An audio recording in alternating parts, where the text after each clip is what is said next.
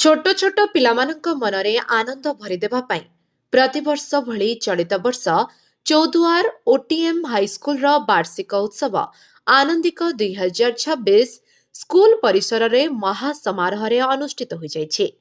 ତେବେ ଅନୁଷ୍ଠିତ ହୋଇଥିବା ଏହି ଉତ୍ସବରେ ମୁଖ୍ୟ ଅତିଥି ଭାବେ ସହକାରୀ ନିର୍ଦ୍ଦେଶକ ଶାରୀରିକ ଶିକ୍ଷା ଗଣଶିକ୍ଷା ବିଭାଗ ଜ୍ୟୋତିପ୍ରକାଶ ପରିଜା, ମୁଖ୍ୟ ବକ୍ତା ଭାବେ ଅଧ୍ୟାପିକା ଓ ବିଶିଷ୍ଟ ସାହିତ୍ୟିକ ପ୍ରତିଭା ମହାରଥୀ, ହାସ୍ୟ କବିତା ଶଙ୍କର୍ଷଣ ପ୍ରଧାନ, ସମ୍ମାନିତ ଅତିଥି ଭାବେ ପୌର ଉପାଧ୍ୟକ୍ଷ ଶୁଭେନ୍ଦୁ ସାମଲ, ପ୍ରାକ୍ତନ ଯୁଗ୍ମ ନିର୍ଦ୍ଦେଶକ ଓସେପା ସପନ କୁମାର ଜେନା, ବରିଷ୍ଠ ପ୍ରବନ୍ଧକ ଇମ୍ଫା ମାନସ ରଞ୍ଜନ ବସନ୍ତିଆ, ରଜନୀକାନ୍ତ ଦାସ, ଅଭିଷେକ ଘୋଷ, ବିଜୟଲକ୍ଷ୍ମୀ ବେହେରା, କେଶବ ଚନ୍ଦ୍ର ବଳବନ୍ତ ରାୟ ପ୍ରମୁଖ ଯୋଗ ଦେଇଥିବା ବେଳେ କାର୍ଯ୍ୟକ୍ରମରେ ସ୍କୁଲର ସମସ୍ତ ଶିକ୍ଷକ, ଶିକ୍ଷୟିତ୍ରୀ, ଛାତ୍ରଛାତ୍ରୀ, ଅଭିଭାବକମାନେ ଉପସ୍ଥିତ ରହିଥିଲେ।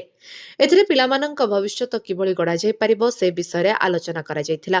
ଏହି କାର୍ଯ୍ୟକ୍ରମକୁ ସ୍କୁଲ ଶିକ୍ଷକ ଜିତେନ ରାଉତ ପରିଚାଳନା କରିଥିବା ବେଳେ ଆଗାମୀ ଦିନରେ ଛାତ୍ରଛାତ୍ରୀମାନଙ୍କୁ ଆହୁରି ଦିଗଦର୍ଶନ ଦେବା ପାଇଁ ଚେଷ୍ଟା ଜାରି ରଖିବୁ ବୋଲି ପ୍ରଧାନ ଶିକ୍ଷକ ପ୍ରକାଶ କରିଥିଲେ।